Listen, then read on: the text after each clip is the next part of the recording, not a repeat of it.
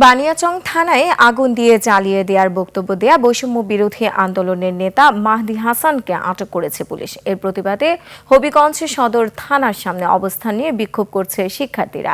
বলছেন বিনা মামলায় মাহদিকে গ্রেফতার 24-এর চেতনা বিরোধী কাজ। হবিগঞ্জ প্রতিনিধি সৈয়দ এখলাসুর রহমান খোকনের তথ্য ভিডিওতে ডেস্ক রিপোর্ট। নায়াসিনামাইড ও স্যালিসাইলিক সমৃদ্ধ লিলি ফেস ওয়াশ যা ফেসের ডেড স্কিন সেল দূর করে দেয় দ্বিগুণ ফাস্টার ব্রাইটেনিং। শনিবার রাতে হবিগঞ্জ সদর থানার সামনে বৈষম্য বিরোধীদের বিক্ষোভ। তারা বলছেন সুনির্দিষ্ট কোনো মামলা ছাড়াই মাহদি হাসানকে আটক করে নিয়ে এসেছে পুলিশ। হত্যা মামলা, গুণ এইসব চালানো হয় তাহলে সেই পুরাতন বাংলাদেশে ফিরে যেতে আমরা আবার নতুন করে জুলাই 24 ডাক দিব।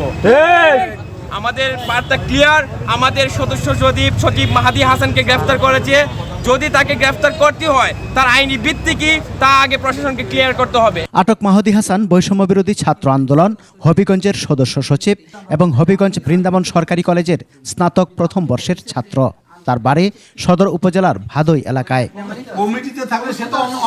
সম্প্রতি সামাজিক মাধ্যমে ছড়িয়ে পড়া একটি ভিডিওতে দেখা যায় ছাত্রলীগ নেতা এনামুলকে গ্রেফতারের প্রতিবাদে শায়েস্তাগঞ্জ থানার ভারপ্রাপ্ত কর্মকর্তাকে প্রকাশ্যে হুমকি দেন তিনি।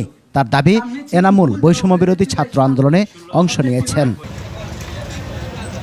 এরপর মাহদি হাসানকে কারণ দর্শানোর চিঠি দেয় বৈষম্য বিরোধী ছাত্র আন্দোলনের কেন্দ্রীয় দপ্তর সম্পাদক শাহাদাত হোসেন।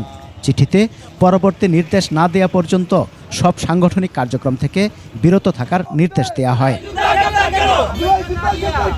এর পরপরই শনিবার সন্ধ্যায় মাহদিকে শহরের শায়েস্তানগর গণ অধিকার পরিষদের জেলা সভাপতি চৌধুরী আশরাফুল বারী নোমানের বাড়ি থেকে আটক করা হয়। পরে নিয়ে আসা হয় সদর থানা হেফাজতে। আপনারা তো জানেন এখন যদি সবাই ওই আপনার মধ্যে আরো তিনকল ঢুকতেছে, সবাই গ্রেফতার হয়েছে নাকি ছেলেটা, এটা জানেন না, আপনারা তো জানেন। সমর ইসলাম, 21 টেলিভিশন।